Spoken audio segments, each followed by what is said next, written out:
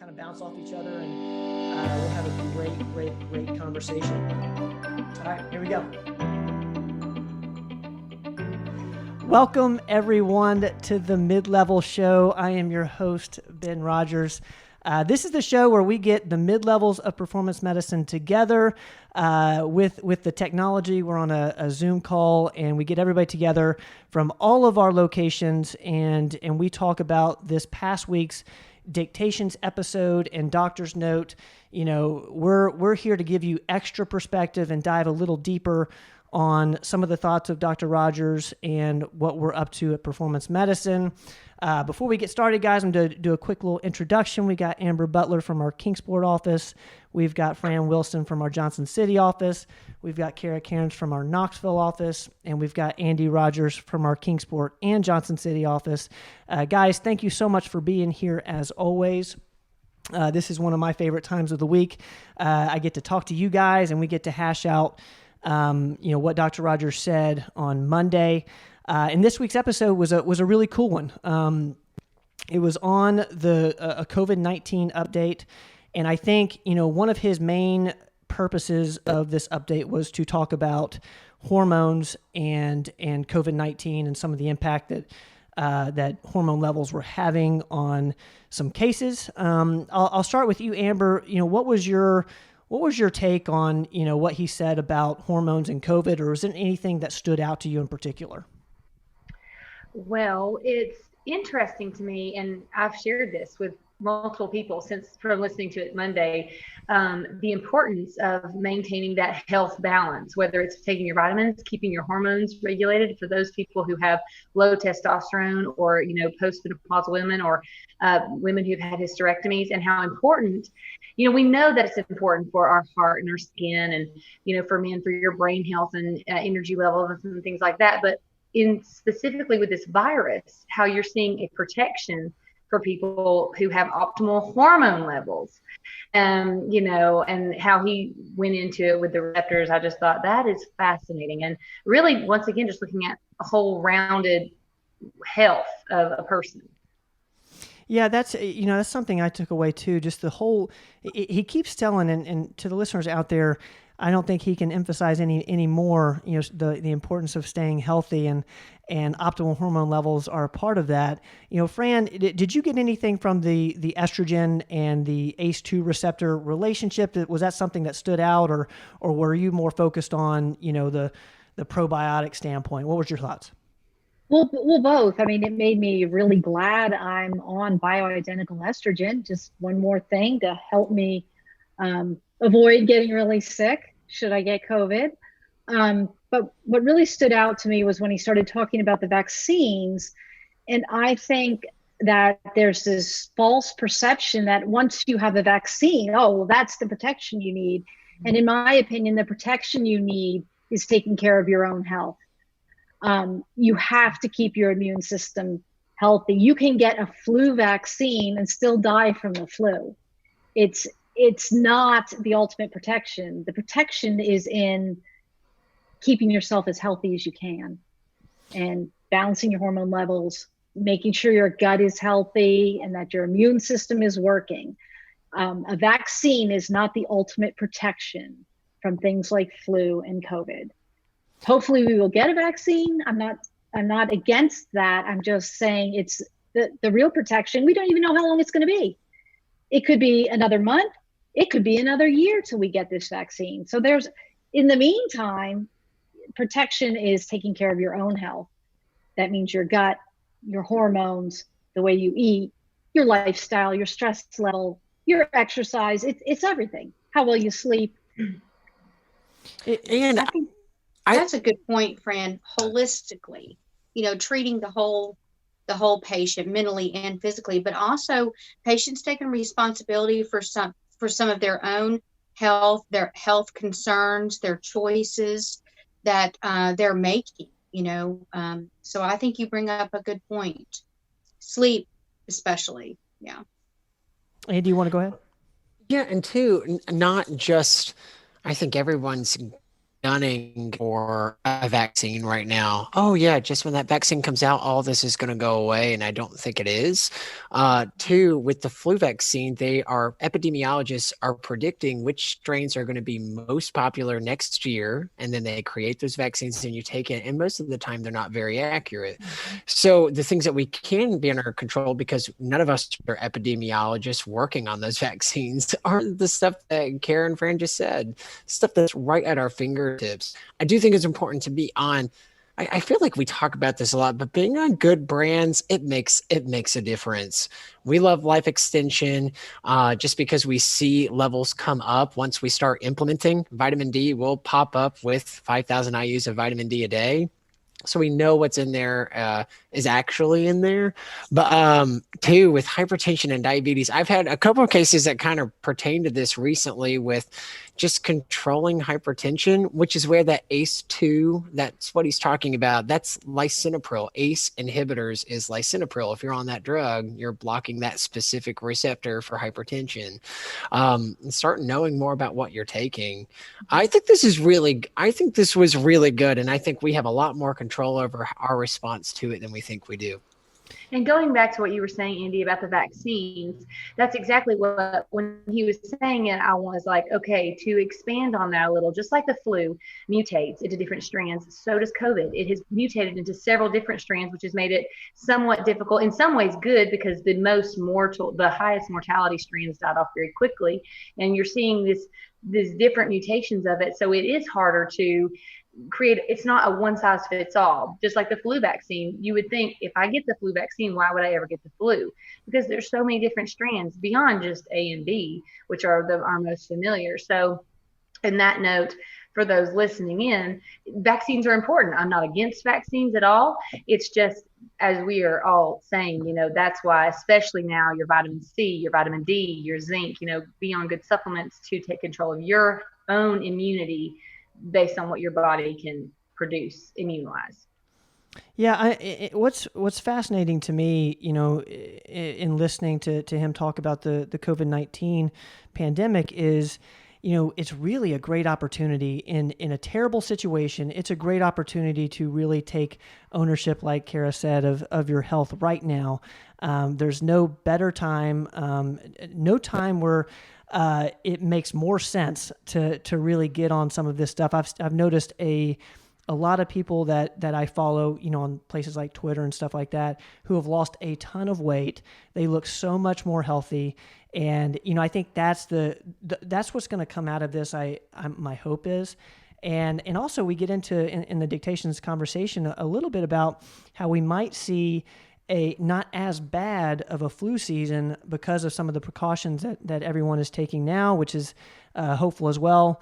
But of course, we're not in the predicting game. It's just something that could happen, that turning kind of a really bad situation into a positive, if we can.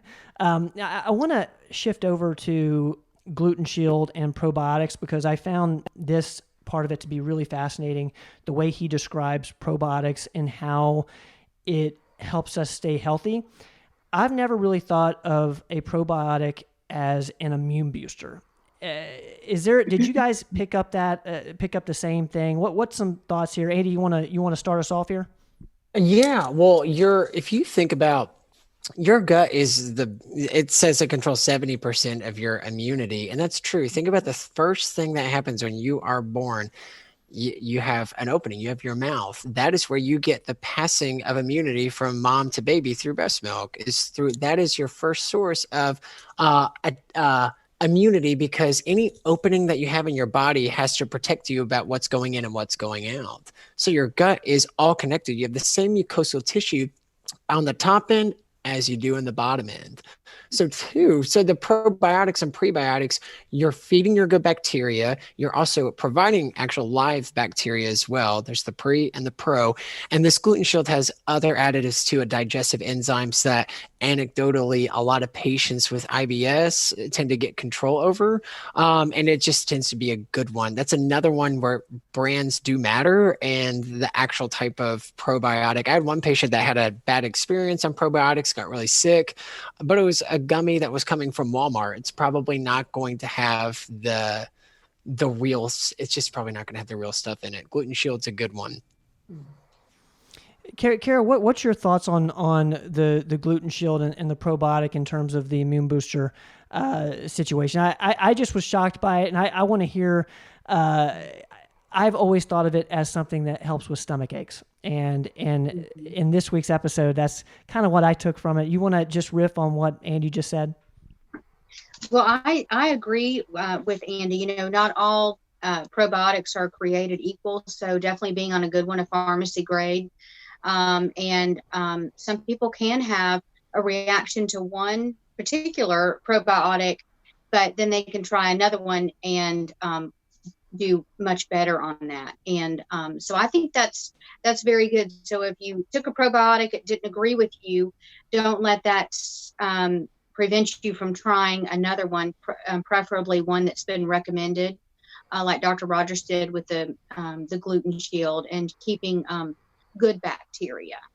You want to make sure there's good bacteria in your gut to promote the immune system. So, and that's for regular patients, but also, like we've talked about this before, my husband, he has Crohn's disease. So you've got patients who have IBD beyond IBS. And for a while, even he's on Humira. Why does he need to be on a probiotic? Because it's controlling his inflammation. It's controlling his IBD. But it's still important because, obviously with the autoimmune portion where his body attacks itself in the gut system to replenish and take a probiotic. So I'm stressing that to him because sometimes he thinks, if I just take my regular medicine, that's all I need. But for those listening, probiotics are important regardless of your state. Even if you have a disease state and you're on an immune suppressant of some kind, those are still important. And two, Amber, you make a good point of, oh, well, I don't really feel anything off of this. I'm taking this every day, and it's not like I'm trying to fix stomach pain. I don't have stomach pain. That's an important thing to know. You may not feel better on vitamin D. You may not feel better on vitamin C. You may not feel better on zinc, boosting up your immune system. You may feel clear of mind. You may feel a little bit healthier, but there's not that thing of, oh, well, I just took my testosterone shot. Heck yeah, I feel different. Perfect. So well, it's hard. Short term and long term too. Exactly. So it's really, I think it's harder. It's easier said than done to just take all these, but getting in the habit and routine is important for patients. I'm actually really glad you said that, Andy, because I'm a huge fan of this book called Atomic Habits by James Clear, and part of some of the habits that he talks about are taking vitamins or taking medications. Do you guys have any tips for how to remember to take your vitamins? Because you also have to. What I've learned through this season is you need to take vitamin D with food. You need to take zinc with food. So like trying to remember all this stuff. Do you guys have any tips for me in particular and the listeners? Fran, you're our vitamin queen. So the little boxes that have every day of the week work great. You can get them at like CVS or Walgreens, and you put all your pills depends on how many times a day you're taking things. But I have two, so that I take them in the morning, and then except for if I'm intermittent fasting, then I can't take them till lunch. But I take another sleeve of them in the evening for the pills that I'm taking at night. So the best way to remember, I think, is to have them all counted out each week and put in their little things so you can remember that you took them or you didn't take them. And also that way, I'm always running out of things. And at least if you're doing them for the whole week and, oh gosh, I'm out of vitamin C, I got to reorder, ahead of time, instead of getting to the bottle and saying, oh, last vitamin C, oh darn. And then it's 3 days till you get your next bottle. So those are my tips for taking your vitamins. One thing immediately what I think of, Fran, is we have got to figure out a way to make that cool, because the image I have in my head is such a, like, man, that's so nerdy, like having a pill box. I know, it makes you feel old. Like here you are counting out your pills each week, and you're talking to the wrong crowd, Ben. Yeah, I'm in the club. I've got mine to go. There we go.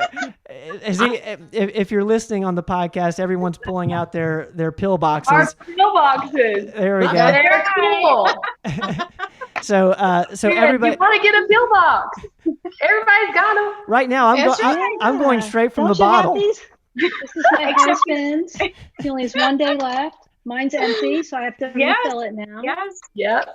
Or, Ben, you could be like your dad. He carries his in a Ziploc, and he takes them a little along the day. He'll take 2 and 3 here, 2 and 3. So eventually, by the end of the day, he gets all 25 in.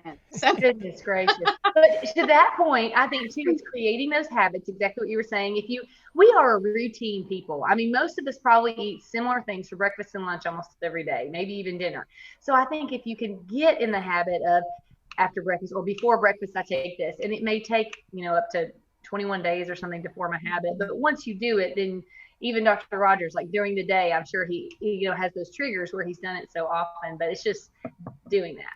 It really does matter, taking C, D, zinc, and now we're putting in probiotic into that mix for COVID-19 and just for feeling good and staying healthy throughout the whole year.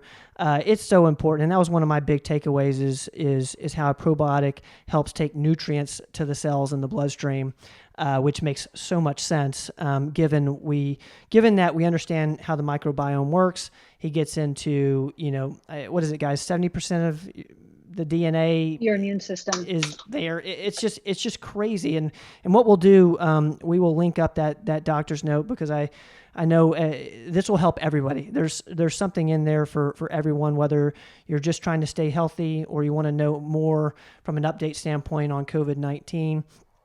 Guys, we're running out of time. We're going to do some last thoughts. Amber, what's your last thoughts on this week's COVID-19 update? And the role hormones are playing. Anything that can help the listeners?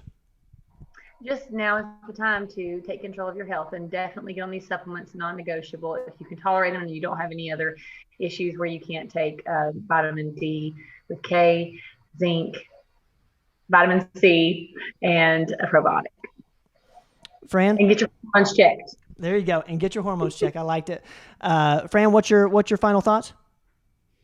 Just think of your microbiome as an army, and you want to feed the good.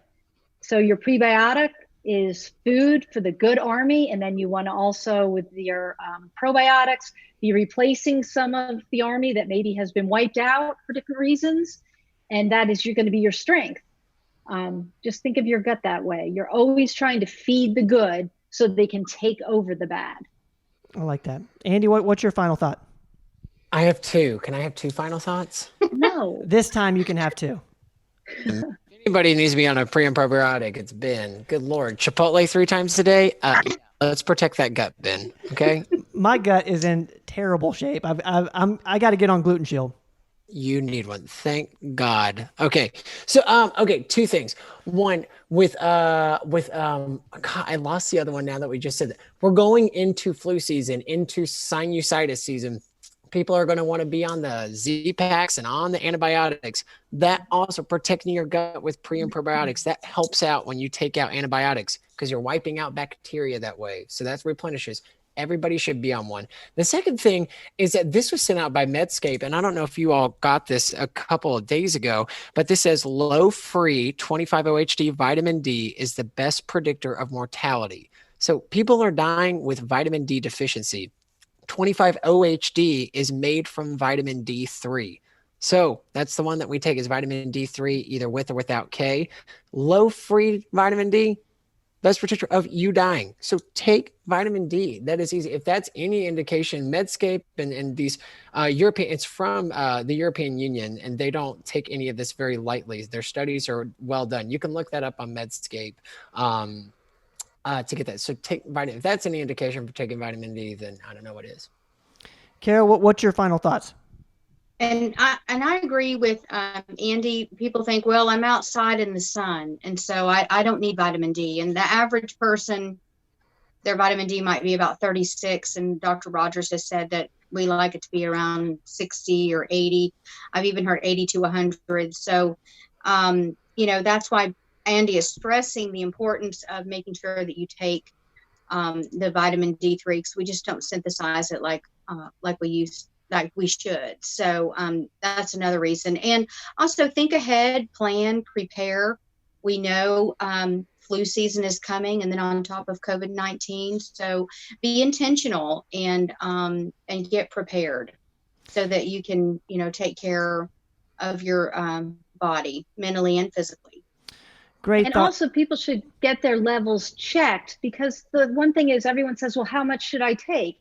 Well, that might be different for different people. So some people, 5,000 is going to boost you into that 60 to 80. But for some reason, some people can take 5,000 a day and their levels still aren't getting there. So they're the type of person that needs to maybe bump up to even more. And a vitamin D level is super easy to check. So that's something everybody should do. Guys, great final thoughts there. Great discussion.